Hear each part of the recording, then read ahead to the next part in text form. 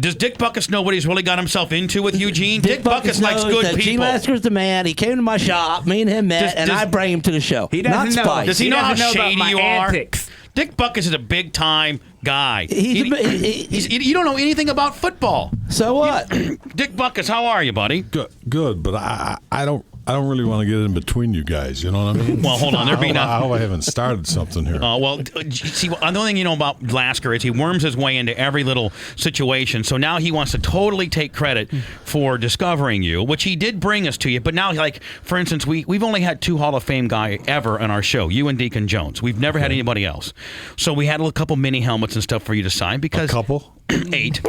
So at the end of the day, and I even told Big Dick, have Dick personalize them so that he knows that they're for us. We're not trying to sell them or anything like that. I'll give him even names. Well, now Lasker automatically has taken dibs on the big helmet because he brought you here. I'm like, Dick, that's bullshit, Lasker. You don't even know who Dick We truly appreciate what Dick Butkus is all about. Yeah, they were even talking about you last night during the broadcast. They had a big old footage over Dick Butkus.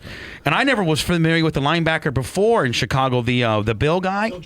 Bill George, yeah. Yeah, I wasn't familiar with him. Well, it's, you're talking in the 60s, 63 championship. 50s and 60s. Did he get drafted like in 54? Yeah. He's because let's see, he played about 14 years before I got there, so that's 65. Yeah, he was there a long time. Let me just show you how illiterate football-wise Gene Lasker is, Dick. Okay. I kind of got a hint because there was a ball out there with Ditka's signature on it, and he said something like, "Who's my Dick?" From Miami? Who's my Dick? Yeah, watch this, Dick. This is the most obvious question in the entire world. No, shut up, Gene. Just shut up for a second. Gene Lasker, who is the greatest Chicago Bear, the greatest Chicago Bear running back ever to run the ball for Chicago, and he just most recently passed away, one of the most beloved Chicago Bears ever. The most obvious question, if you know anything about football, right, Dick? Right. Gene Lasker? Sanders? Barry Sanders. Dick, you can see we're dealing with here, Dick. Gale Sayers. No, not Gale Sayers. The greatest running back of all time is Walter Payton. Hey, listen. Absolutely. Listen, I always kept up with racing, because it takes 2 balls to play that game. So you know what? I never was a football player. Dick Butkus. God made me little, so I wasn't a football player. I'll tell you this right now. You're talking about a guy having balls. I'll put Dick Butkus in his set of balls of smashing people's mouth against any race car driver ever to live. Gene, if you want to say that you need big balls to race cars, is that what you're trying to say? Well, you do. I know, but you don't need big balls to play middle linebacker? Yeah. Let Dick, those centers and guards. Now you know what we're dealing with here. Yeah. But I just didn't ever keep up with football too much. That don't make me a bad guy. I mean, you could have been a punter or some I always position watched like the Super that. Bowl. Never kept up. I was busy robbing people blind. I was being a gypsy. I was being a gypsy. So I get the big. I bring Dick Butkus to you guys. Dick Butkus to you guys. So I get the big helmet. I get the big helmet. To wear in my car when I'm racing. Yeah, you don't even know what the value of a Hall of Fame, a guy that was in the Pro Football Hall of Fame. You have no idea what that. Do you even know? Let me ask you a question. I'll give you, JT. Don't give him the answer to this, JD. LD. I'm sorry, Gene Lasker. I'll give you the big Dick Butkus full-size helmet if you can tell me. Nobody give him the answer where the Pro Football Hall of Fame is. Ohio. But where? Where? No, bitch, I said where it was. It's in Ohio. Ohio's a I big get the state. fucking helmet. On the planet Earth. Don't bullshit me, Brett. I said Ohio, didn't I? It's a big state, though. Where? It's a very Columbus. No. Hey, I knew it was in Ohio, man. That should be good enough. Can I have a small helmet? I thought you were, I thought you were Dick, I'm all telling about me all this shit. He fooled you. He fooled you.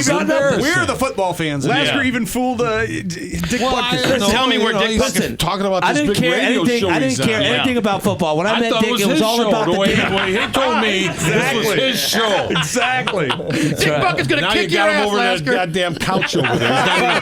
You're not even at the round table. He's barely allowed there. Oh, I can get on the round table and snatch somebody off of there. Now, don't even go there. Now, Gene, tell me what college Dick Butkus played at. Well, how the hell do I know? Well, I mean, if you're a fan of football, then you know where the big players. I'm not a fan of football. Okay, I'll tell you this. I just watch it once in a while. Well, this is how stupid he is, Dick. You ready? They're the Fighting Illini. Okay, and Do they have Ron Zook is the coach. Do they have a racing team? No, they don't have. I don't know. If it was the racing line, I'd know it. Okay, Gene. They're in Champaign, Urbana.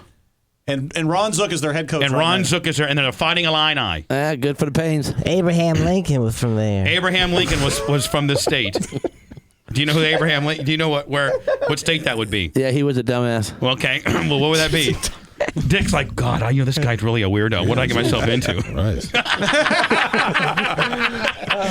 He sounded all right on the phone. Yeah. I should have thought of something when I came You in should here. have Googled the son of a bitch. You guys were on, Yeah, He yeah. was walking around. So I said, wait a minute. I Yeah. thought this guy's running the show. He's walking around in the parking lot. Occasionally I take breaks. Some Jeep. I saw his big ass sticking out the door. He's looking for I was something. pulling out some belly pants for Bubba's quarter midget. Now, Dick, did you do?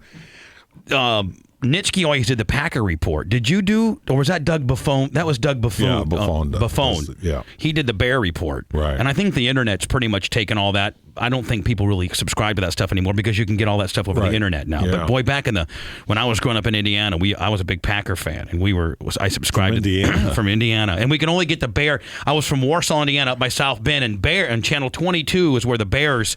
So we didn't have satellite TV, so my dad used to have to rig up WTMJ out of Milwaukee, 620. My dad would get up on the roof and try to get the radio going, so we'd listen to the Packer games on radio, and then we'd go up to Soldier Field and catch a Bear Packer game. Yeah. Every year, like towards your latter part of your career, like 69, 70, and 71, I saw you guys, which you guys smashed. It was usually about even. Yeah. But let me see. Dan Devine. Dan Devine was the coach for the Packers, and that's where I got to be familiar with Bobby Douglas, because Bobby Douglas, I think, was the quarterback then. Yeah, Bobby. Remember the play with Chester Markle, and it was in Soldier Field. I think you were already gone, and Chester Markle was he ended up being an alcoholic. He was a field goal kicker for the Packers, and it's the one where they kicked it and it smashed into a Bears helmet, and it came back to Chester Markle, and he flipped it around the side and scored a touchdown. Do you remember that play? Yeah, it was after me. I think it was after you. I think it was like 75, 76. Yeah. And then the other infamous Packer play was the infamous Don Makowski across the line of scrimmage. And in fact, the Bears, to this day, if you go back and look at the program, it's called the asterisk game, because they lost that game when Makowski threw the ball past the line of scrimmage and the Packers end up scoring. That's infamous asterisk game. Yeah. And then I was a DJ in Chicago at B96 and Z95 WLS in 89, and I was a Packer fan living in Chicago. I lived at McClurg Court, State and Lake down there, and I'd get on the air and say, "Yeah, the Packers kick ass, Bears suck." And You must have been popular. well, yeah, I would go to Dick's restaurant and stuff, and people would want to beat the shit out of me. Like, look at that fat ass DJ wearing that Packer stuff. I didn't know that they were really that crazy. And I'm Yeah, they are. I was down there. I didn't go to the game, but all accounts it was about 4 or 5 to 1 Chicago people. They said that on TV that it was 4 to 5 to 1 Chicago people. Yeah, you could hear it in the crowd. Now you got to be like a god when you roll around the streets of Chicago. Oh, he is. I mean, everywhere you go, are people freaking out? No, they don't really freak out that bad.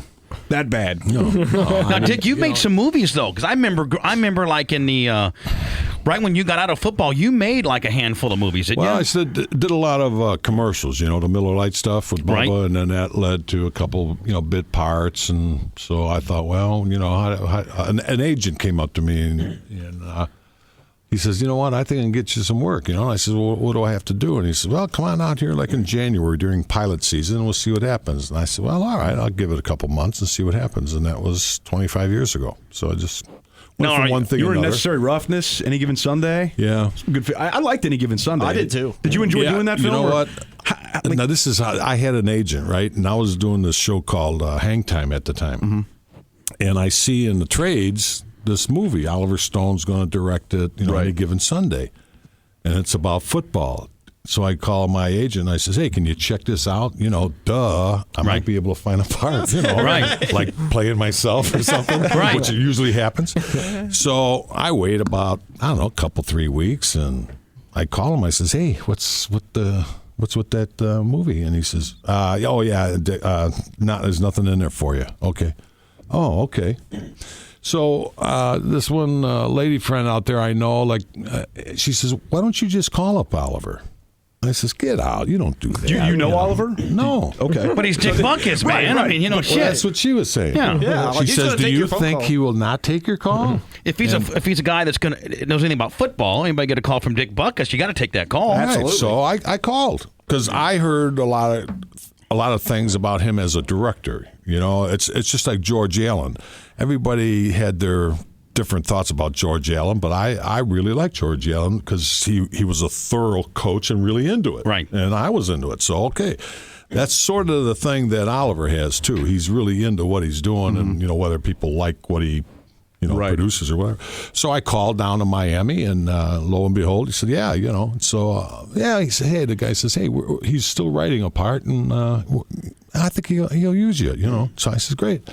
So he calls back, and they're giving me all these dates, and I'm saying, well, I'm on hiatus right now, and the dates you're giving me, I can't do that because I'm going to be busy doing my other show. So it's like I'm calling the guy for a job, but tell him that you're busy. I'm too busy. You're calling one of the biggest producers of all time, saying, Dick Butkus is a little busy right now, buddy. Hey, Oliver, I'd love to do it, but I got this thing. Hey. So then they picked a date, and I went down there, and so they put me up in Key Biscayne there, South Beach, wherever, and I'm a couple, 3 days, nothing. I'm just walking around.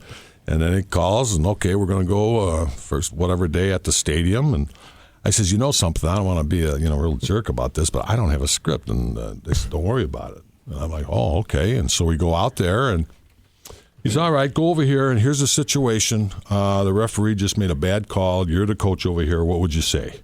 So he's had your freestyle. Did the whole thing. So it was. So it really came from the heart, Dick, because you probably would be pissed off. Well, I did, and then we did it a couple times. He cracked up, and then he says, "Okay, now give me a TV version," and that was it. That was how we did it. See, that was an interesting movie to me because, from what I gathered, the NFL didn't bless that film at all. They wanted nothing to do with it because. No. But how close was that movie to the behind the scenes in the NFL? Pretty close. Pretty good close. stuff. Yeah. I mean, there was a lot of politicking involved in that movie. Oh. Definitely. Yeah. I was going to say, what's that other one? Dallas North 40? North Dallas 40, yeah. That was kind of like that's over Hollywood the shit, edge, yeah. But Any Given Sunday was pretty. It was. And that's why the NFL was so mad about it, Dick, because it was pretty damn close. Yeah. And I mean, you don't really realize all the politicking until you see that movie and you go, wow, I guess that does kind of make sense. Now, Dick, is there more politicking in today's environment than there was? I mean, like around your environment, I mean, your performance really, I mean, it's old school shit. I mean, and you don't have to worry about not blasting the quarterback in the head, and you could, tear a guy's face mask off. Well, the politic about that is just there's a lot more rules now, and people say, well, the quarterback is, pansy and you can't hurt him anymore. And the question would be, okay, yesterday, let's say Peyton Manning got hurt in the game before, in the championship game. With his thumb. Yeah. Let's say that knocked them out for the Super Bowl. Now, do you think that would have been a big, helpful to the fans and to the league to have Peyton Manning out? And you got Jim Sorgi playing quarterback? Is that who he was? Because I couldn't tell you. So the league may have been a little bit shady about letting that info out, and maybe kept him on the active list because of ratings and money and commercial spots. And then just straight up, that's why they have, they try to do the best they can to protect the quarterback. Right. That's your marquee guy, whether you like it or not. That's, he's the marquee guy. Dick Butkus in the studio. He's here for several reasons. One, because Lasker lied to him and told him that this is a big-time show, so we got him drug into here. And he's only the second Hall of Fame guy we ever had. We had Deacon Jones in here one time. His hands are He huge. wasn't funny, huh? His hands are... he was funny. You always said, Dick, he goes, man, I don't like the new rules. I used to like to take my big-ass hand and slap the shit out of them linemen. That's what he said. He goes, man, look at this hand. And he goes, look at his hand. That's a weapon. Yeah. And I used to just head slap the shit out of those guys. Taking a bitch slap from that guy's got Oh, God. And he was in here going, man, I used to whoop somebody's butt, man. You can't head slap anymore now, can you, Dick? No. You can't do that. No. What was one of your counted every sack he ever had. And he had more than Reggie. Yeah. That was before they started supposedly. Keeping the stat, yeah. He's pissed about that, too. He's still fighting that battle. He's like, let me tell you something. Nothing against Reggie White, but I had about 15 more sacks than he did. Shit. And he said, he also got screwed on a whole bunch of money because now, what these players, some of their big time incentive is sacks. You'll get X amount of, that many more millions of dollars or whatever based on if you get 10 sacks, 15, lead the league, whatever.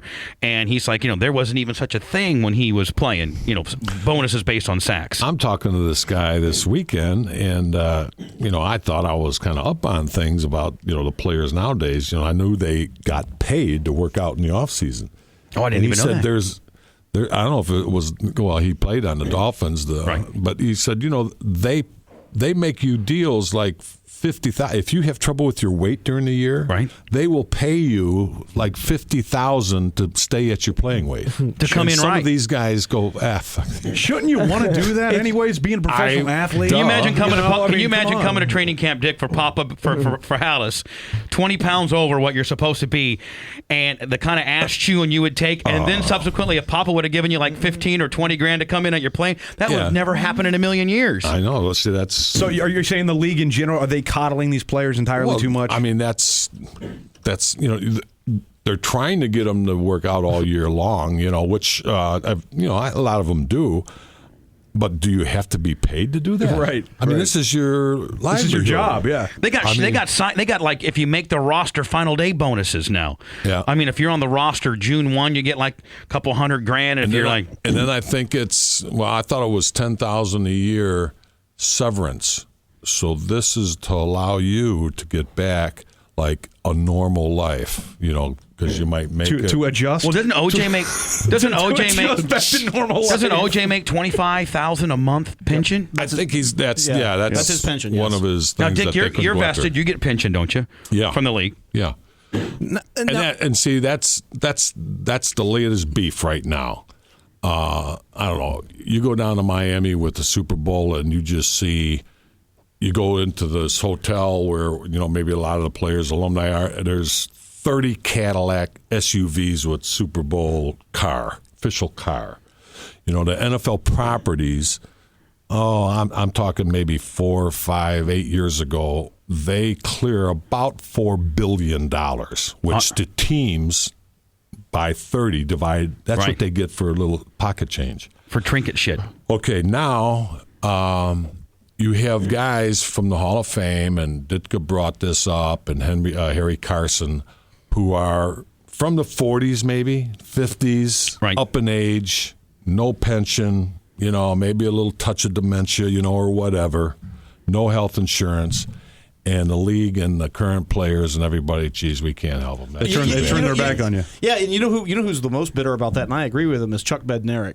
Because he played both ways for the Eagles, and he's really, he's got some serious health issues, and the NFL doesn't help him at all, or the Eagles don't help him at all. Now, Dick, what year did they start? Like, what year did you have to play by to get into the pension system? Well, I remember something about pre-59ers, which meant people from 60 on. 60 on were eligible, and then they backtracked it a little bit.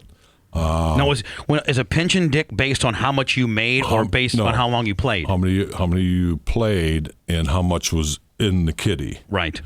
I mean, I know a guy who's maybe 3 years earlier than me. It's $420 he gets a month. You're kidding me. But see, each year the NFL brand is just each year it gets bigger and more. Right. But of course, now, the guys who play today, you think Peyton Manning's worried about his pension? Yeah, no. The pension's just pocket change to him. But like a guy, now how many years? Is it 5 years to be vested? It used to be 4.5, but the average guy only played like 4. Oh, okay. So the average player was never eligible for pension. Couldn't play long enough. Go ahead. I'm sorry. Well, I was gonna touch on XFL a little bit. Now, you loosely got involved with that. Did you want to see the XFL succeed to maybe rival the NFL? Because it seems to me, the NFL, like you're saying, they got a little too high on their horse now. And you were involved. It would never. You never could rival. Never. It seems to me the media actually killed the XFL before it even got started. It was NBC. They joked it. But what did you think about it in general? I thought it was it was good only because of the players and the coaches that were allowed to get back in the game. Let's just say you're a frustrated, like the passion. Lassiger. It looks like he could be field goal kicker. a frustrated driver, right? Right. Okay. There he is. Right. Definitely. And he can't get on driver that the maybe hasn't won a few circuit, years. but he can. There's another little circuit he could get on. Another little circuit. and get his rocks off doing that or whatever. Right. And if it's done right, and it's fine. What's wrong with that? XFL was not going to, start stealing players from the XFL or whatever. How about indoor league, Dick? I mean, again, this is what I heard Vince was his plan was. When he announced this, he made the announcement, we're going to start this XFL, and it was going to start in 2 years, and this is going to be on TNN and UPN or whatever. Dick Ebersol, who did some things with Vince, saw the press conference and calls him up and says, Vince, before you do anything, let me talk to you. So they got together and they talked, and NBC says, hey, look, I'll take half the action. Okay, good. We'll start it in 2 years. Well, no, that's the kicker. We got to start it this year because next year we're going to have problems with the Winter Olympics. Right. So what happened, Vince had to put a league together in a matter of 7 or 8 months. Rather than a year and a half. Right. Where you could have really... That's what he originally wanted to do. He wanted to do it like the Arena League. Right. The Arena League, you can, they can get arrested. Nobody knows about them. Right. Right. You know how many years they've been in business? Almost 20, isn't it? Yes. Almost 20 years. You would think. Yeah. But, they went ahead. And what grinds me about it, I mean, there were some things, but the Sky Cam, they ridiculed it. They made fun of it on Monday night. And now it's the hottest thing going. Who was the comedian they had? Dennis Miller. Dennis Miller. Oh, that piece, what is it? And then now it's the Sky Cam. Yeah. Sponsored by, Texas Instruments HD TV. Yeah. They sponsor that damn thing. They probably get a couple $1 million to say it's the, Texas Instrument HD McGillicuddy Skycam. Yeah, I like the XFL. Well, it's a shame for Vince is a big football fan, and he just sat there and thought, I would the rule would be what I think would make the game better. I love that coin toss idea. That was awesome. Oh, no, that was kick ass. Yeah, that's only good. That was the best part. That about was. It. I think Vince scared everybody away the first game when he went, "This is the XFL." Let me do some commercials. He's a roofer. I got a ton of questions for Dick Butkus. We'll have him to the top of the hour, and I bet you there's a ton of Chicago Bear fans out there that would like to ask Dick some questions. Dick, can we take some phone calls? Yeah, absolutely. Chicago Bear fans, NFL fans. I mean, Brent, if you're a fan of great football and great defense, then you're a fan of Dick Back Butkus. when defense used to mean something, and they didn't protect the quarterback and throw, and there used to be games like they were 7-10. I love teams that play good team defense, man. Dick, I always want to ask you, what did you ever think about Alex Karras? Was he good? Yeah, he was very good. He was a tough good guy, and played for Michigan State, didn't he? Iowa. He went to Iowa, I believe. Iowa. And there was a guy, as soon as his career, he was even thinking about getting into Hollywood right from the get-go. Right. And he's been, he was pretty successful with Webster and all these other shows. And did Bubba Smith, did he play for the Lions too? No, Bubba played for the Colts. For the Baltimore Colts. Colts. Yep. Michigan State. Michigan State, that's right. I remember, wasn't it the big undefeated game? Michigan State and Notre Dame played the tie or something that year. Yeah, Arcesian went for the tie, and wasn't it? Yeah, I think they went for the tie, and everybody. Was IU very good when you were in Iowa? We never played against. In the Big Ten, back then you only played like 8 teams. So in my 3 years of varsity there, we did not play Indiana or Iowa. Really? Yeah. Northwestern. You probably loved that on your schedule because they sucked back then, didn't they? They had a young guy named Tommy Myers. They were pretty good, actually, for one of those 3 years. In fact, that's when Parsegian was there, and then he went from there to Notre Dame.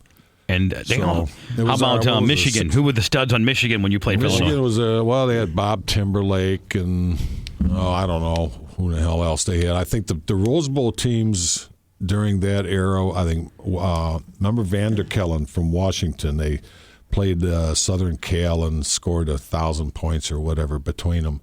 Then we went our junior year. We beat Washington, and then I forget who was after us, Michigan State or somebody. Now, Dick, who was your coach in college? My coach was Pete Elliott. Nice guy. His brother was the coach at Michigan. Pete, after that, he eventually ended up as the executive director of the Hall of Fame. In fact, he was the guy who gave, I had him be my presenter because Hallis had some, I don't know, phlebitis or something. He couldn't make it, so then Pete was the presenter. Presented, yeah. Any other guys that played college ball with you that went on to go to pros at Illinois? At Illinois, yeah, there was a guy, George Donnelly. He played over with the 49ers as a safety. Greg Schumacher, I think he played a little bit with the Rams. Right. Now, are you and Nitschke the only two Illini in the Hall of Fame? No, I think, we're going back a little bit. Red Grange. Red Grange. He was Illini? Oh, yeah. Yeah, he was from Illinois, wasn't he? Right. Now, coming out of Wheaton. Yeah, Wheaton, that's right. Coming out of college, was there ever a question on where you were going to play pro football? Well, yeah, I remember that story. You talked about how he almost went to Denver. Yeah, it was. Or during your years at Chicago, did you ever want out of there?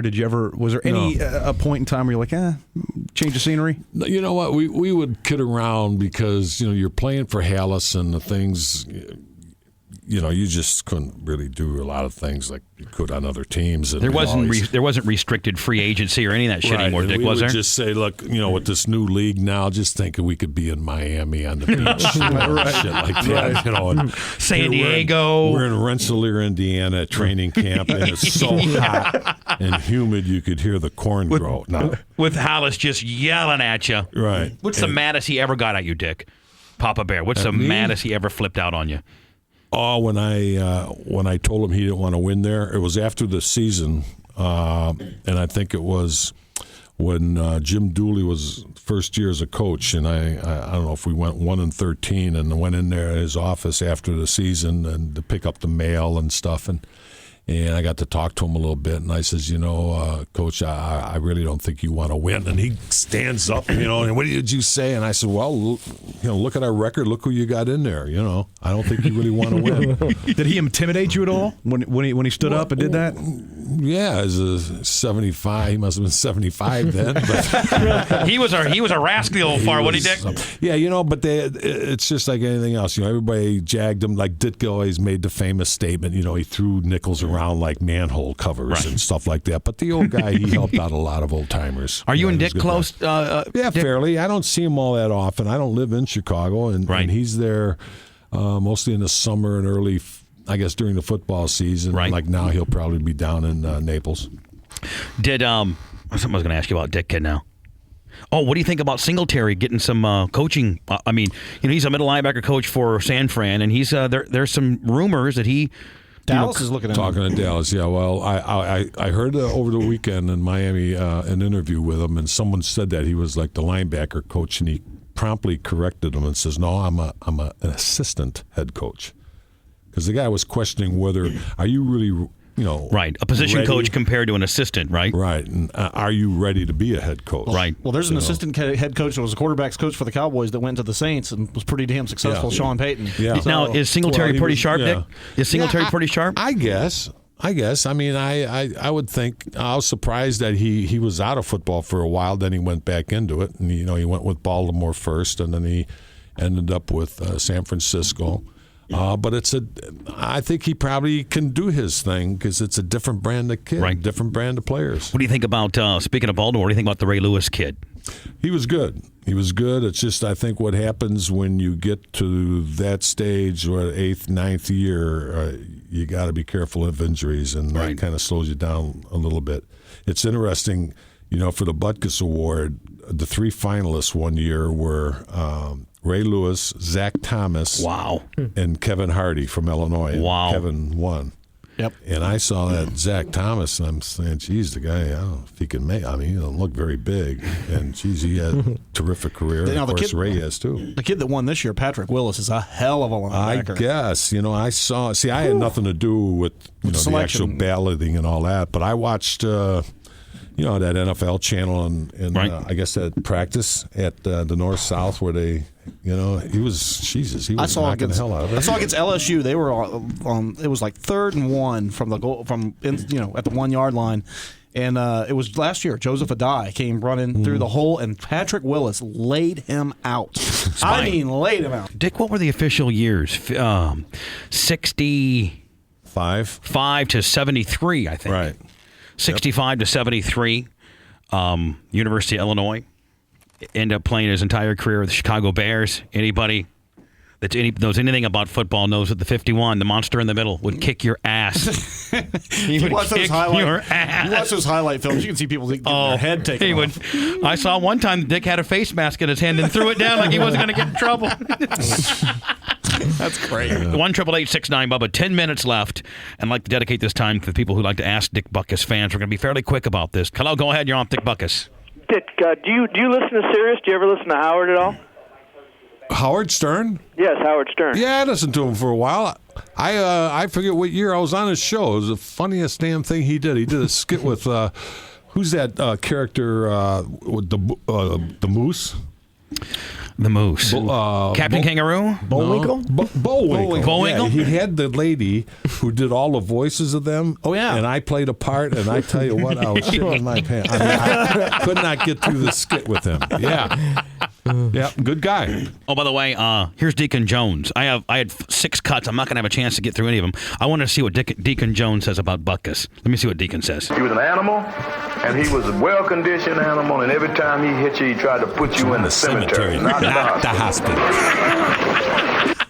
He tried to put you in the cemetery, not the hospital. What's your now, Dick? I know you got to remember. What's your single, either the biggest highlight clip that everybody plays, or maybe one that they forgot? Your single greatest, hardest hit that you think you smashed somebody. Well, just of late, Charlie Sanders has just got in the Hall of Fame. He was a tight end with Detroit, and I got a pretty good look at him one time because it was, the ball was thrown over his head, and I think Rosie Taylor, one of our guys, intercepted it, and I was kind of peeling back, and I got a hold of Charlie pretty good.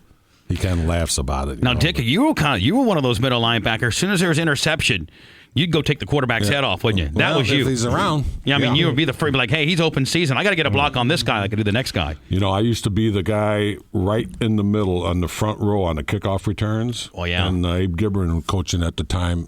And my job was, as soon as that kicker kicked the ball, is to go knock his ass off. Go take him out. And he would think twice about kicking it again, wouldn't he? Exactly. Like, I got that fucking 51 that's going to come across here and blast my head off. And they had those real fag bars back in the day, too. Yeah. So you could give him a big chop lick, couldn't you, Dick? The best was on the punt return, when I was on the punt return, because I was a snapper on punts. And right, all long that. snapper. I know you got your head down and everything. Oh, yeah, they could blast and you. I'd just sneak around and take about a 5-yard run and run right into them. As soon as you snap the ball, your head comes up and then blam. Dick, could you still long snap one? You think you've had to? Oh yeah, that's an art, boy. The guy stayed in the league 20 years doing that. Right. Now. After a while, I started doing that to other people. I'm thinking, wait a minute, they're going to see the film. They're going to be doing that to me. And somebody stepped on my finger and broke my finger, so I got out of snapping. That was the last time. A lot of those guys can really secure their livelihood in the league for years. That's a specialized position now, isn't it? They make about $265, is it? Yeah. That's league minimum, $268, I think. Yeah. Plus, they're just looking to hang around and get that pension higher, too. Yeah, exactly. Dick Butkus in the studio today. What a great guy, man. Is that Butkus? It may be. If it is, he's way early. He's 5 minutes early. Yeah, it is him. We'll just go late. Do now? Yeah, we can go late. We'll just go we can go late and catch up. Yeah. Let's get Dick Butkus on the phone. What's up, Dick? Hey, how about them Bears? How about those Bears, huh? How about those Bears? I thought the Saints outplayed them, but they buried themselves. What do you think? Yeah, they did. I was kind of worried going into that game because the Saints had so many weapons, and but those turnovers, they're killers. What's your prediction, Dick, in the Super Bowl? I'm a little bit. I think that obviously the Colts come out with a 7. I think they're 7-point favorites, but I think the Colts are kind of susceptible to that Hester guy. I mean, the Patriots had some big long run backs on the Colts yesterday, and the Bears are 10 times better on special teams. Yeah, I kind of expected them to go in as underdogs. But what makes it thrilling watching the Bears is their quarterback Grossman, because you never know what the hell he's going to do. You never know. He's like the Bobby Douglas. You don't know which one's going to show up. There's a name of the past. Hey, now remember that. Listen. You have to truly be a Packer or a Bear fan to remember Bobby Douglas. Didn't he actually pitch for the White Sox at one time, Dick? I don't know if he did, but I wouldn't doubt it. I mean, he had a rifle arm. But, he could throw it. He couldn't throw it to you, but he could throw it through you. Through you, yeah.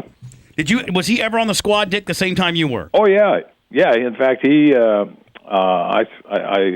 playing Washington, and George Allen was the coach there, and they had to win either our game or the last game of the season to get in the playoffs. So we score. We tied them with about a minute and a half to go in the game, and so I was the left up back on the extra point and field goal team. So, we kicked the extra point. We basically win the game, and all of a sudden I hear this roar, and I'm like, what? Where's? And then I see Bobby Douglas about 30-some yards down the field getting the ball, and he threw it to me, and I caught it, and we were able to win the game. Yeah, I even caught the pass. I saw that when I was a little kid. I remember watching that game, and my brother was a huge Dick Butkus fan, and my dad was a huge Redskins fan, and that was so exciting. I'll never forget when Dick Butkus caught that extra point. I got chills right now thinking of it. Well, you know what happened? I got kicked, got through my face mask some way or another, but I got kicked above the left eye, and it was like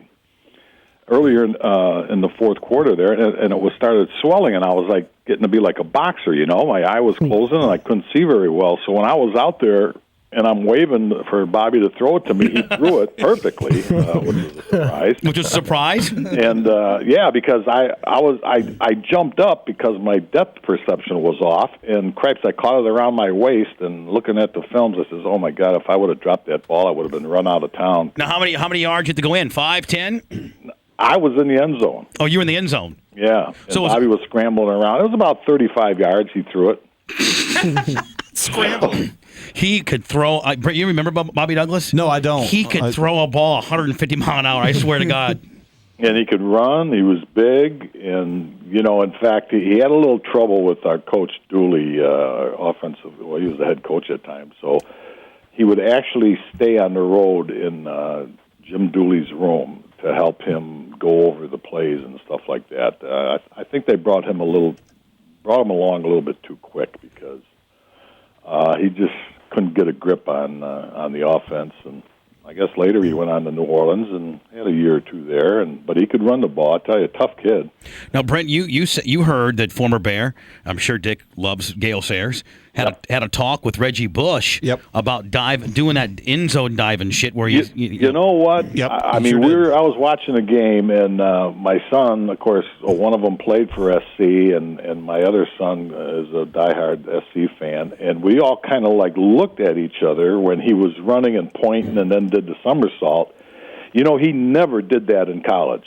Well, he would just turn around, give the ball to the official, like the old Barry Sanders way. Right. And I just hope he doesn't get that trash. No, Dick, you're right. That's the one thing that I hate. When you played ball and a guy would score a touchdown, maybe a little spike or something, but now all this Terrell Owens and all this shit, I hate. I know. And I'll tell you what, when he turned around and was pointing, like when Urlacher was coming up, I tell you what, if I was Urlacher, I'd put that in my memory bank. No, Dick. What you would have done if you would have clotheslined him right there at the pylon? Well, I would have. There was still time left in the game to get him. Now, Dick. There's, I've read all kinds of things about you saying you were the meanest son of a bitch ever. That you'd actually, in the bottom of a pile, bite and spit and kick and scratch and claw. I always wanted to ask you about all that. Yeah, so.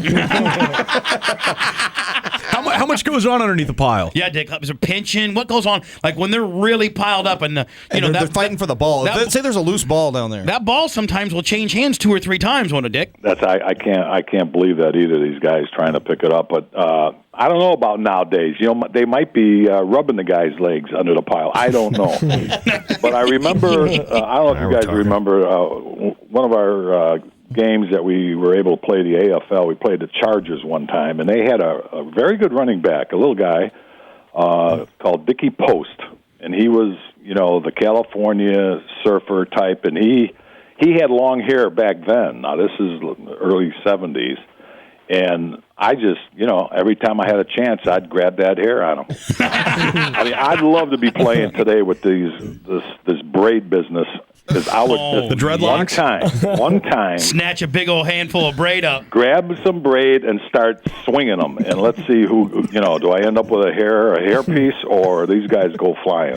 Dick would do a helicopter deal, pro wrestling kind of style, on a big running back that had the dreadlocks. I got Steven Jackson out of the Rams. Yeah. And you know what? It is legal for them to be tackled by their hair. Did you know that? No, I did not know that. That is a legal tackle. That's I think from Ricky, whatever his name. Ricky Williams. Yeah. Dick, the one rule I don't like, man, I don't like that new horse collar rule. That's all how you ever used to tackle people's horse collar. Right. From behind, it makes it difficult, and I don't know if you really are thinking at that time to grab it, behind the neck. I mean, when a guy's coming at you, Dick, it's not. You don't think at all. It's all instincts, isn't it? Right. How you're gonna level a guy. And that. The way as an example is face masking. You really don't want to grab the face mask, but how many times do you see guys doing it by accident because they're just grabbing whatever? Somebody said one time Dick Butkus face masked a guy so bad that the face mask came off into your hand and then you threw it down on the ground, thinking you wouldn't get in trouble. I love it. Well, that's when people say, how's the game changed, and it's very hard to measure up, today's athletes with years ago, but you got to go with the rules because, these guys catch 5-yard passes over the center and then they bust them for 80 yards. Well, back in our day, you could hit them guys coming across the line. And that was kind of neat because they'd be looking toward the quarterback and they'd be running and then you'd come along and you'd give them a clothesline. Dick calls that kind of neat. That's kind of neat to give them guys one of them brothers a clothesline. I think that's awesome. Well, I think back then the defenses were getting so tough, and for whatever reason, people love to see scoring, and they just really handicapped the defense by these different rules. The offensive lineman, I mean, all you got to do is to get a big fat slob up there that's got long arms, and he could hold the defensive lineman. There's so much hold in the goals. I mean, those offensive linemen, man, they have so much. They have so many much more liberties. They can have their arms fully extended now. They can. I mean, it's bullshit, don't you think, Dick? Well, whenever I see where guys don't even have to wear thigh pads, knee pads, they wear shorts and above the knees and no hip pads. To me, it's all a pushing and shoving and grabbing game now. So, are you saying it's more of a pansy game these days? Yeah. Well, I still think there's guys out there that'll put you on your back, but overall, it's somebody, help them up, say a little prayer afterwards. Hey, get a little circle going, and now, Dick, where are we going? You never did that shit, Dick. You never helped anybody up. You never did any of that crap. No. Why would you? And you know what? And you know what? Back then, why wouldn't I? Well, the reason is because that was my occupation, and why would I give you the satisfaction of either when you block me or whatever helping you up when it dictates that I want to stay alive in the league and I want to play. I love to play, so that's how I'm going to make some money if I play. If I become Mr. Congeniality to everybody. I agree with you. Hey, Dick, how was Vince Lombardi? Did you ever have any interaction with him? The only time I had really any interaction with Vince was at the Pro Bowl. But I remember Fuzzy Thurston telling me a story when the Packers were going to play us for the very first time my rookie year, and I guess during the film, Vince was really ripping me up. He said, "Look at this guy; he's a rookie. He's running all over the place, don't know where he's going." And then after the game, they're watching the game films, and he said, "Man, this guy's pretty damn good, isn't he?" Now back in the day, they used to have the All-Star. I don't know when they abandoned this. I think in the '60s, they used to have the All-Star College versus the All-Star Pros. Didn't they do that, Dick? Yeah, that. Let's see, I don't know how many years after but it would have been '65, August of '65. We played the Cleveland Browns, and that was my first encounter with. You would go down to the Bears camp, which was in Rensselaer, Indiana, and then you would scrimmage the Bears. And, of course, the pros at that time, they want to really screw around with college guys, so they would always, be fighting and stuff like that. That's when you played for the University of Illinois. Right. And that was just to give you a little taste of the pros before you actually played the game. And so we played the Browns, and that was one of the first games I played against Jim Brown, and then I guess I played against him. So you played against Jim. You played against Jim when you were a senior in college. Yeah. What was that like, Dick? Well, I tell you, I got a lot of respect for him. Not because of the running and everything else, because you always heard about how he wasn't a blocker and he was always getting up slow. Well, we had a blitz on one time, and he stayed in the block, and I was coming up against him, and I don't know how or what, but my left arm got under his left arm, and he just clamped down on it with his elbow, and he started rolling the opposite way. I had to do almost like a somersault to keep from breaking my elbow, and I said, this guy's not that bad. It's something I would do. That's something you would do. Yeah. Did you ever play against? He may have been. I think he was maybe after you, Dick. The real dirty guy for the Cardinals, the Conrad Dobler. Conrad Dobler. Did you ever play against him? I think I played. I think he was still around when I was just leaving, I guess, or whatever. But he made a name for himself by doing that. Did you ever go up against Deerdorf? Oh yeah, Deerdorf was tough. He was a tough lineman, kind of a shit attitude too. But but I don't know what it was. Like my first couple years in the league, because everybody always asks who's the best center and who's this and that. Right. When I was a rookie, I think the St. Louis Cardinals offensive line was one of the better ones I've ever played against, and they had a center guy, a guy named Bob DeMarco, who later went on to Miami and played a few years. But he was tough. And then they had Ernie McMillan, and then, of course, Deerdorf came in a couple years later. But they always seem to have a very good, tough offensive line. Not just good, but tough guys. And that's what you really want. You really want to find a tough guy to play the offensive line. Was there ever a guy that you just absolutely hated? All of them. You got enough time. Really? I mean, just that one that just would get underneath your skin every time you saw him or every time you heard him make a comment in the paper? Oh, I think maybe there was a guy out of San Francisco, real, he was like 6'5", 6'6" center, Forrest Blue, I think he was. And he was, Now, within the I want to hear Butkus talk some shit, man. This is great. Within the division, Dick, which team did you? Was the Packers the most hated team, or was the Lions? Well, it was the Packers for a while, for the simple reason that they were, the champions. Right. The first couple of years there, and then I got a little distaste for Detroit. Yeah, I figured. I've seen some of the most brutal footage I've seen with Dick killing people. For some reason, always against the Lions. Yeah. Well, you know what happened? They had a center named Ed Flanagan. And I was a snapper, when I first came up. I snapped for punts, extra points. Long snapper. So I'm out there, pregame warm-up, and I'm snapping, and George Halas comes limping by, and he said, hey, kid, did you hear what Flanagan said about you? And I I was ready to snap the ball, and I looked up. I said, what? He said, did you hear what Flanagan said about you? And I said, what did he say? And he just turned and walked away. And that's all. That was the end of that. Papa Bear playing head games. I love it. So I used to go after Flanagan a lot. And it turns out that he said something that that I'm always swearing about his mother or something.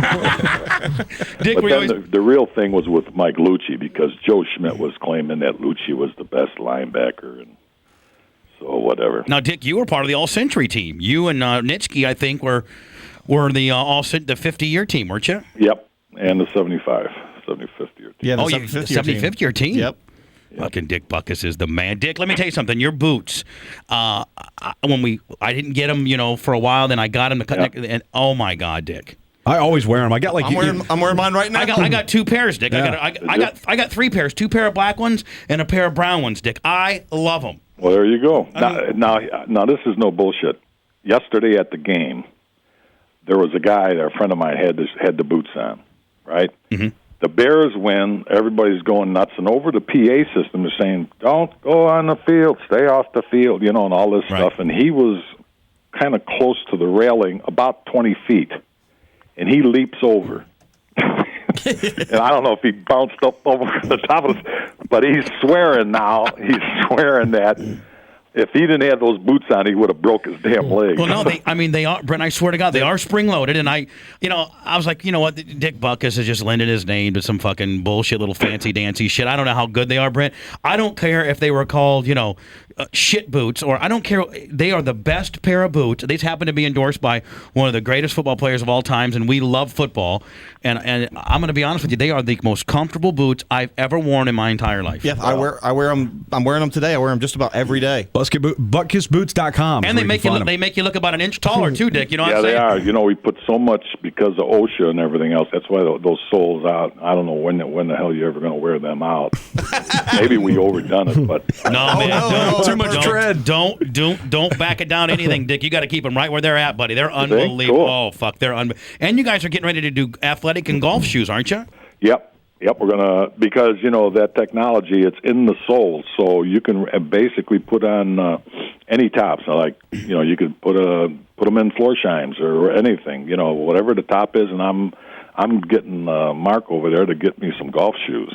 They ought to put them in football cleats and get a little. There extra, you go. You know what I'm saying? Oh yeah. You could rig up a guy. He could block extra field goal. He could get an extra couple inch jump. The big tall black guys they always put there to block the extra points. Hester can jump over people. Hester doesn't need any extra. God. That guy's unbelievable. That Hester. Wait. What do you guys think about this Super Bowl? What do you think? I'm afraid of the Colts' offense. I think that Peyton may be able to pick the Bears apart a little bit defensively. I don't think the Colts are going to be able to run on them, but Peyton scares me. But I think that the special teams may make a difference, especially if they can force some turnovers and get a couple big run backs. And I tell you, the Bears found a little system yesterday that was working, which is wear down the linebackers a little bit with Cedric Benson, and then you start hitting them, gashing them with Thomas Jones, and then that opens up Bernard Berrien for Grossman to hit for a long one. Well, I'm just. Well, it depends on which Grossman shows up, but he could, as long as he doesn't turn the ball over, I think they're good. Did you hear anything about Peyton's thumb? Yeah, he's supposed to go for an MRI on it today. Oh, it is tweaked a little bit though. Yeah, his thumb is tweaked a little bit. That's another thing that gets me. Right, he's got an injury, and he's going to get it done later today or tomorrow. Why wouldn't you do that immediately? Yeah, like last night. No, I think the outside sod, the playing surface favors the Bears. Colts are kind of I don't want to say a dome team, but historically they are a dome team. They've not done that well when they go on the outside. The Bears they're mutters. They're used to. They're used to being cold and stuff, but they're used to that kind of atmosphere. Well, what's going to happen with Dungy, the closeness of Dungy and Lovey. They probably, over the years, have talked about their philosophy on defense, offense, what they try to do, and it's going to be a head game with them guys. Yes, definitely. Something that you wouldn't expect me to do or whatever. Now, Dungy says that he never uses profanity, ever, and he said that Lovey doesn't as well. I didn't know that Lovey didn't cuss. Cussing's cool in football. Yeah, I would think. Dick, I'm surprised Lovey says anything by the way on television.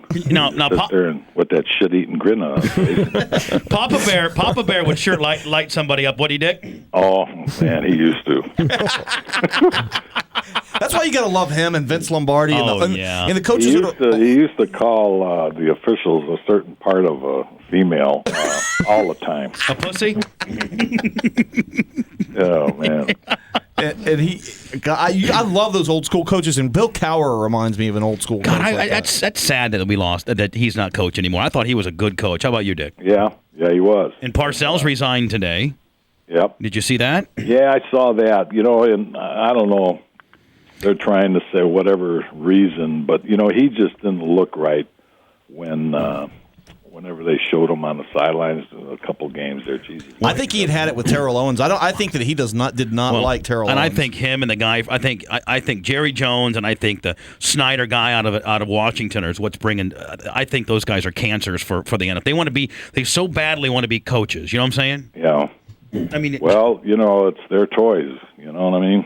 And franchises are worth what? Almost $1 billion now. Yep. Yeah, and they see where Jones. He's building another stadium in Texas. Yeah, out in Arlington by where the Rangers play and where Six Flags is. Now, Dick, can you only fathom the kind of money these guys are making nowadays? I mean, like, a guy that is the best linebacker, like you were, in the league at the time, now, what's the number one? Like, Derek Brooks make, what, $8 million, $9 million a year? I think that, yeah, but he took a pay cut. I think Ray Lewis may be the highest paid linebacker. Either him or Urlacher. Yeah, or Urlacher. Dick, can you imagine making Urlacher's money?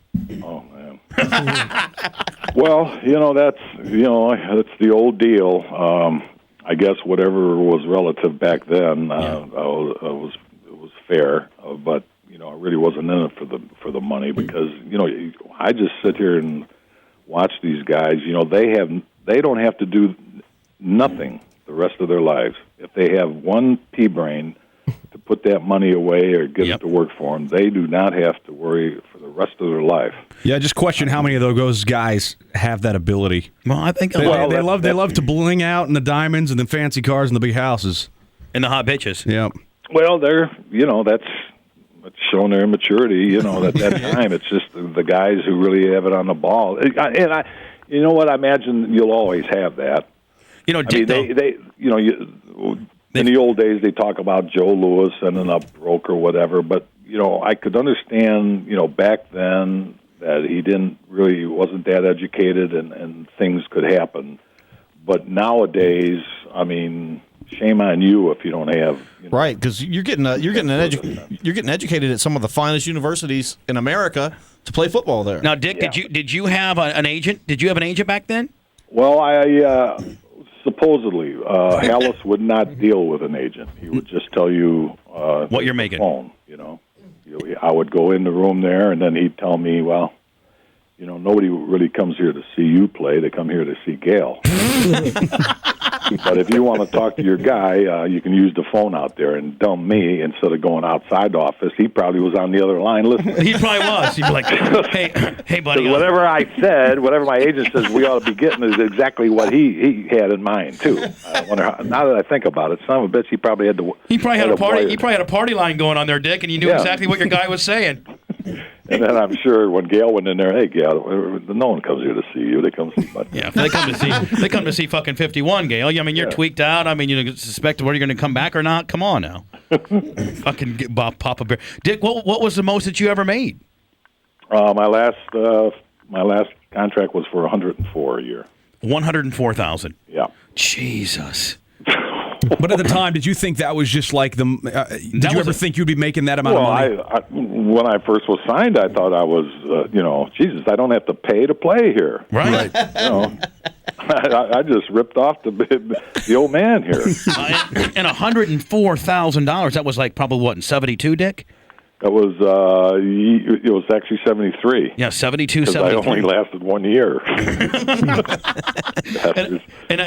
NFL's not guaranteed money, so they don't owe you. Well, back then it was. Oh, it was? Back then it was, because you know what happened? They had the American Football League was just starting to, perk it up a little bit. Right. And they were stealing players. So the draft of 1965, it was literally rigged.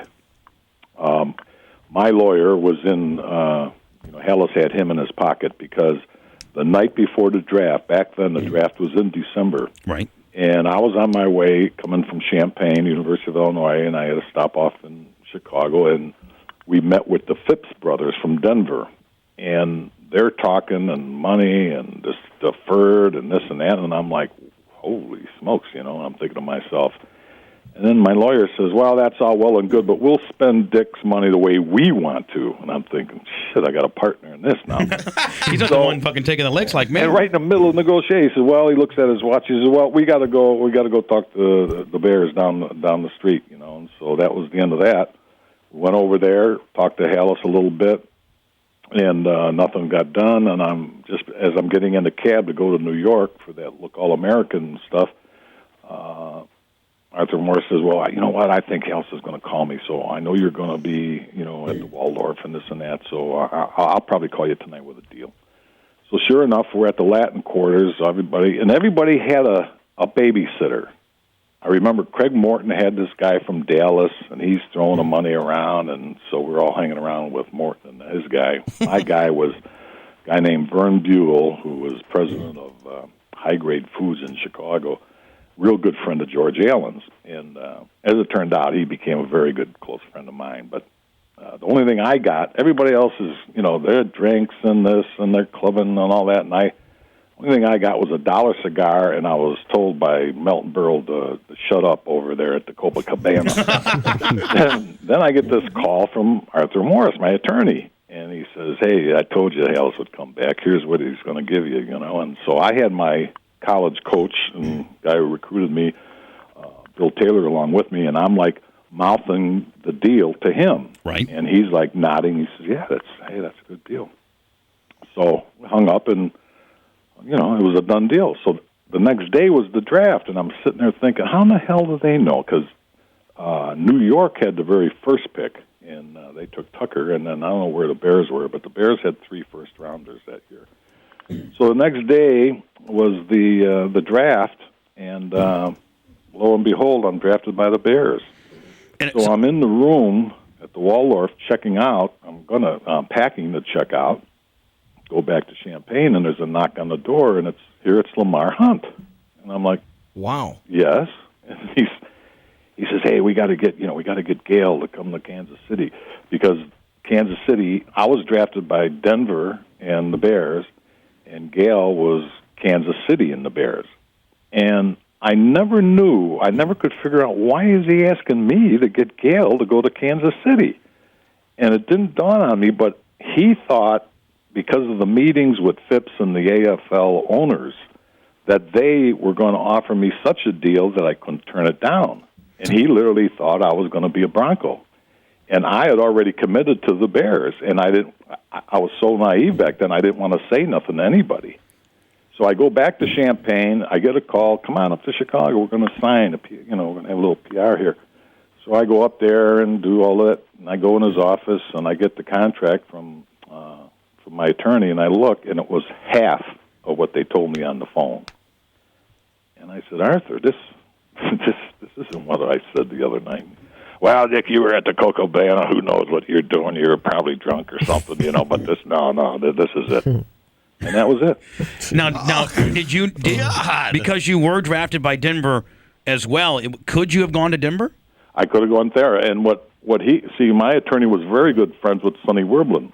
And what they were trying to do was work a deal, get out of the Denver deal and go to end up with the Jets. But at the time, they were busy trying to get Namath. And, I had already, my attorney already, committed me to the Bears, and I just wasn't going to back out on it. Was the Denver money more than the Bears? Oh, yes, it was. I mean, that's when I was sitting there listening before he cut him off. I said, Jesus, let him go, man. Yeah, Let's hear what this guy's got to say. But see what happened, those contracts back then were on one document. So my first contract was for 5 years, meaning they had to play. They had all these different paragraphs in there, but one good thing that my attorney did put in there was that the last paragraph he put in on the standard contract was, contrary to all the above, players shall receive as stated in paragraph 4, irregardless if he has the skills to play professional football. And that basically was a no-cut back then. And what had happened, a lot of teams were giving no-cut contracts to a lot of duds, and the owners quickly got together and figured out, wait a minute, we can't be doing this. Let's tell Dick next time we're going to give you a 3-year no-cut. But then he slid me in 3 one-year contracts, which meant that if I had gotten hurt or if they wanted to cut me in the first year, they weren't obligated to pay the second 2 years. So it wasn't a no-cut anymore. But the problem was, and thank God for whoever the stupid attorney was with the Bears, they left that paragraph in there. For all your deals? For all my contracts throughout. So what happened in '73 when I could barely walk, and the doctor's saying, oh, yeah, he's fine. It's all in his head. Sign him. It's all in his head. So that's when I got the 104, but it was for 4 years. And I only played 8 games of the first year. But because you had that last paragraph, right, they had to pay you. That's it.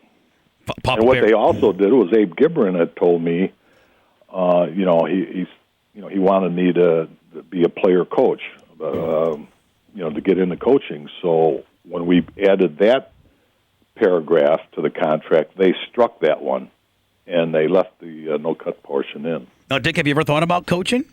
Yeah, I thought about it when I was playing and everything, but then the way it ended, I had to fight for those last 3 years of the contract, and it took 2 years. They would have some crooked judge on the case, and then my guy would get him off the case and get somebody else. So I had a hell of a time there for 2 years, and they finally settled. But Marty Schottenheimer, who I had met at the college all-star game, and we became good friends ever since. He was coaching then at I think he was at Detroit, and I was out here in California for the Pro Bowl in the Hall of Fame, the announcing of the Hall of Fame, and he called and he said, "Hey, Monty Clark's head coach here, and I'm over here. If you want to get into coaching, why don't you try come out here to Detroit and start out as a special teams coach?" And I said, "Anywhere but Detroit. You got to be kidding me." So I just passed it. So, Dick, what do you got besides the boots? What else are you doing? You doing any acting or anything going on? Well, I do a little bit of that, but we got this Team Butkus Life Performance, and the boots are part of it. And 5 years ago, I had a 5-way bypass, and I had no signs whatsoever. And since then, I got pretty close to the cardiologist that I was working with, and he was kind of, I don't know, he just was amazed the problem I had. And I didn't have any symptoms. So he knew a bodybuilder friend of his, and he always fooled with weights. So he asked this bodybuilder if he could do the same test that he did on me, this EBCT scan, and because knowing the guy was on steroids. So lo and behold, I mean, the guy's insides are like mush, and he did it on I think about 14 bodybuilders, and so it really showed what steroids can do to you inside. And about that time, we heard about this Taylor Hooten Foundation out of Plano, Texas. And Taylor Hooten was a junior high school pitcher for the Plano High School, I believe it was. Good kid. And after the season, the coach says, Taylor, if you want to, really get anywhere in baseball, you got to get bigger, stronger, and faster, buddy, or you ain't going to do it. So, but he doesn't tell him how to do it. So the guy starts talking to some teammates, and they get him hooked on steroids. So Don Hooten, his father, notices this kid's personality is just going haywire and everything, and so lo and behold, they find these needles and all this stuff in his room, and they didn't know how to cope with it, and they just said, well, hey, you're getting off this stuff, and as punishment, you're not going to the junior prom. That's it, And so that Friday night, Don comes home and talks to his wife, and have you seen Taylor? Yeah, he's upstairs, and goes in his room, I guess. He came down here earlier and said how he was sorry and how he loved us and everything. And so I imagine he's up in his room. So Don goes up and knocks on the door. No answer. He opens the door, and there's the kid hanging, committed suicide. Wow. So Don got into this a little bit, and turns out about 65% of the athletes at that high school are on steroids. And Don happened to be, he went to Washington, when the McGuire deal was there. Yep. And so he started the Taylor Hooten Foundation, and make a long story short, he has met with the lieutenant governor of Texas, and there's a strong possibility that all high school athletes, high school athletes in the state of Texas will be tested for steroids. I think that's a good idea. I do too. Great idea. I think it's a great idea, Dick. Back when you played, it was unheard of to do anything like that. No, wasn't it? We never heard anything like that. It was a couple beers after the game. Couple beers and some. That's not going to help you play football. Some broads. How we do it. Dick Butkus. Now they can go to ButkusBoots.com. They can also go to TeamButkus.com. Is that true, Dick? I think so. And that's all the stuff that you're involved with. We are big backers of the Boots, and we're going to start having Dick on. Yeah, Dick's going to actually. I think Dick, you're slated to come in on February 5th, the day after the Super Bowl. Yeah, you're going to be in town for like a trade show expo. Yep. So we'll have Dick in the studio. Yep, that'll be great. Yeah, I'm looking forward to it. I was going to come, I was going to get back down there in Tampa and watch the game, but now since the Bears are in, I might have to. Oh, you got to Dick. You got to do that. Yeah, you got to be. Oh man, I went to the Bear Cardinal game. Sat with this business group with Horton, and I left after the first quarter. I mean, you can't. I mean, there must be every lunatic in town was out there. Now, Dick, are people fairly cordial to you, or does everybody have a story and want to reminisce? Does it drive you crazy after a while? Oh, sometimes, I mean, I'm just there like anybody else to, enjoy the game, and it's, Sometimes he's like, hey, Dick, one time I saw you fucking sack Bart Starr, and you fucking crashed, and they're drunk and they're smoking. Well, there was a guy there that was on my college team. Oh, my God. And he comes up at the tailgate party, and he's quizzing me, and I didn't recognize him. Right. The guy looked like he was 80. And, he had the beard and all this, and I thought he was just some homeless guy, sponging for some free food at the, at all the tailgate party. And he wouldn't say who he really was. He was just quizzing the shit out of me. And finally, a buddy called me, and he says, "Hey, guy said you were kind of, standoffish. Must have changed." And I says, "That asshole, I didn't even know who he was. Why would he tell me who he is?" Meanwhile, if he just would have walked up and said, "Hey, Dick, teammate," and said his name, you would have been fine with the guy. Yeah. He tries to be fucking trying to be some smart. You can't smart. believe how many people that I've played with. Oh, yeah. In high school, we must have had a team of about 578 players.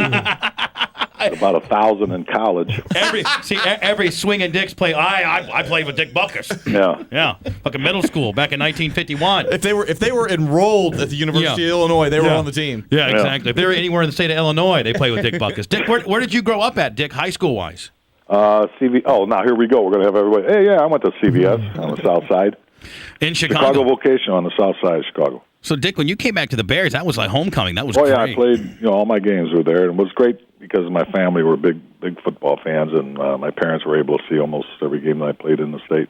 Dick Butkus, man, good friend of the shows. He's going to be in the studio the day after the Super Bowl, and we're always big advocates of him and his boots. Dick, carte blanche, whatever you need with us, my friend. You got it, buddy. Thank you. Thank you, Dick. All right. Bye-bye now. One of the greatest football players of all time. Wow, he made the 75th anniversary team, too. Oh, yeah. I did not know that. For sure, man. I love that guy. Yeah, you got a kind of a little crush on him, don't you? You're kind of smitten over there a little bit. He was the greatest linebacker ever. Yeah. I played with him in junior high school. The Bubba Radio Network will return after this.